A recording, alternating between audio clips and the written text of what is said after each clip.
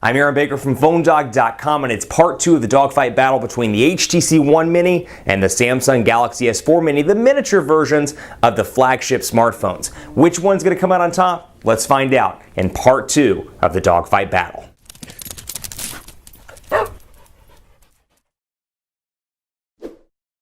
Starting off part 2 of the dogfight battle between the HTC One Mini and the Samsung Galaxy S4 Mini by telling you to watch part 1 because you missed out if you didn't watch it on a bunch of things that make these devices not just different from themselves, but different from their older brothers as well, the HTC One and the Samsung Galaxy S4. Now before we start into part 2, I'm going to give thanks to my boys at Best Buy Mobile, the boys in blue that I like to call them, because they hook us up with the latest devices for use in our One Pod Bandit giveaway game on the site. When you walk into Best Buy Mobile, regardless of whether it's AT&T, Sprint, Verizon, or T-Mobile, they'll make sure you walk out with what's best for you. It's called the unbiased approach. Best Buy incorporates it, and when you walk in there, you can walk out with unbiased advice and more. So we'll jump right in where we left off in part 1, and that is the keyboard area here. Now, a couple things to point out just spec for spec. 4.3-inch display on both of these devices. This one is 720p HD. This one is QHD. So just looking at a PPI count here, you're looking at, on the Galaxy S4 Mini, 256 PPI. Over on the HTC One Mini, you're looking at a pretty nice 341 PPI. So again, spec for spec here, you get less RAM on the One Mini, 1 gigabyte to 1.5 gigabytes.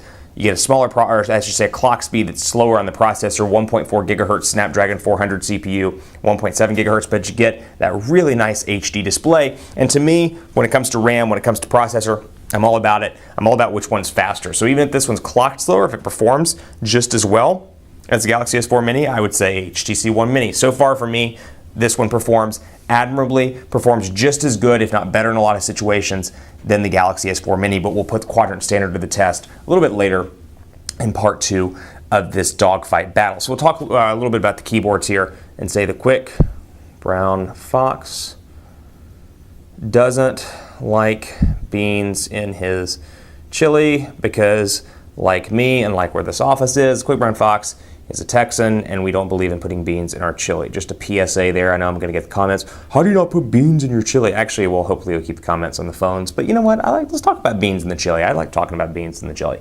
Very easy to type on this. Love the Sense 5 keyboard. And if you want to change it, you can choose your input method from up top. But really appreciate this. And even at 4.3 inches, does not feel as cramped as the Galaxy S4 Mini does. And I know I kind of spoiled it there, but Brown Fox is happy and likes chili without beans. A lot of spelling errors there. Should be of note, I should say, predictive text here. I can auto-replace words on the international version of Samsung's keyboard, cannot on the US version. There's no option to do so. But again, portrait to landscape here just to give you a comparison between the two. So from a content creation standpoint, from a media standpoint, you do get a lot over here with Samsung's ecosystem. You get Watch On, PhoneDog.com. You watch on, you get Samsung's application shortcut, you get a lot of different goodies. That said, really enjoy what the HTC One Mini brings to the table. I feel like it's less of a step down from the HTC One than this one is from the Galaxy S4. So again, depending on what you want, if you want the ecosystem, the S4 is just too big for you. S4 Mini will do a decent job. That said, I like this one better just because of the specifications it brings to the table with the HD display, with the overall look and feel, the fact that it preserves boom sound as well. So you get a lot of those kind of similar. I feel like I'm getting a less watered down experience than I am with the Galaxy S4 Mini. So again, loading up PhoneDog.com on both of these devices, and you can see typical HTC and Samsung respective looks and feels, I should say, when it comes to this. Open up your new tabs, nothing really unexpected in the browser by any means. And we'll go to PhoneDog, go back. I just want to show you really quickly portrait to landscape mode.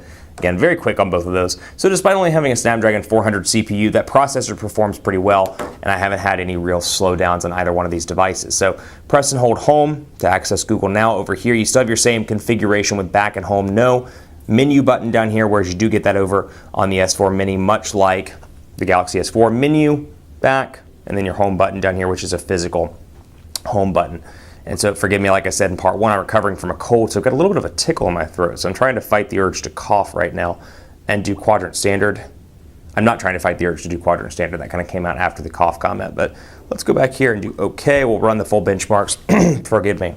And we'll talk about some of the speed tests, and more. So loading quadrant standard now, and we'll see how both of these devices perform. Now battery-wise, very similar, 1,800 milliamp hour battery here, 1,900 milliamp hour battery in the S4 Mini. Hard to compare these really because neither one of these have 4G LTE connectivity. They're both unlocked devices, so not locked to any respective carrier, not packing 4G LTE, at least in the States. It's hard to make an accurate battery call. That said, I get about, and consider these are approximations, do not take this with any sort of relevance, take this with a grain of salt, but I get about 12 hours on the HTC One Mini, and I get about 12 to 13 hours over on the S4 Mini. So One Mini, S4 Mini, about the same when it comes to battery performance. Both HTC and Samsung have done a pretty decent job of maximizing standby time on both of these devices, not just standby time, but device time as well. So I've been pretty pleased all across the board with these devices, despite the fact that they have smaller batteries. Could I make it through a day? Probably not. That's with moderate use. With heavy use,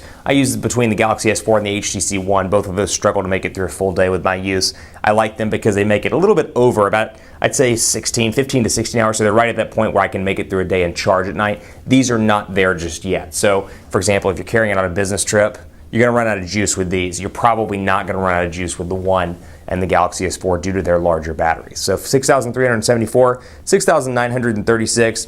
S4 Mini wins on the quadrant standard front, although, like I said, keep in mind, both perform incredibly fast all around. Last but not least, going to talk about the cameras here. 4 ultra pixel camera on the One Mini, 8 megapixel camera on the S4 Mini.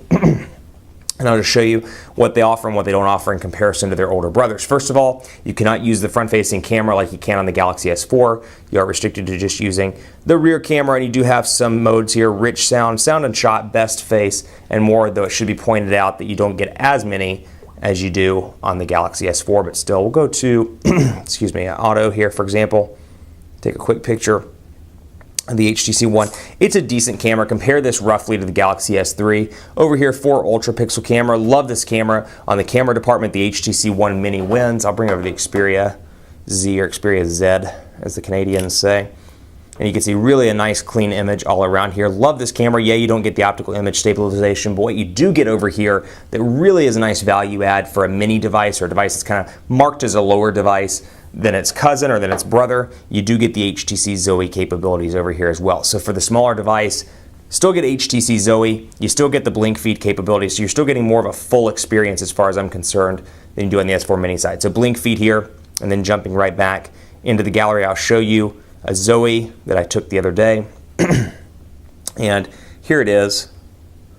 And Zoe, in case you're wondering, is a combination of pictures and videos. The Zoe option allows you to take 3-second videos, combine that with your pictures. So if you're at a wedding, for example, if I happen to be at my wedding, it's coming up very soon, take a bunch of pictures. I'm not going to be taking them, obviously, but take a bunch of pictures, take a bunch of videos, bring them together into something like this, and you can change the style as well. Vega, for example, it'll reload. You're not doing anything, the device is doing this for you. So rounding out the dogfight battle, the winner of the dogfight battle is the HTC One Mini. I feel like it offers a little bit of less of a step down, if you will, than the Galaxy S4 Mini does. And keep in mind, it depends on what's most important to you. The processor clock speed, faster here.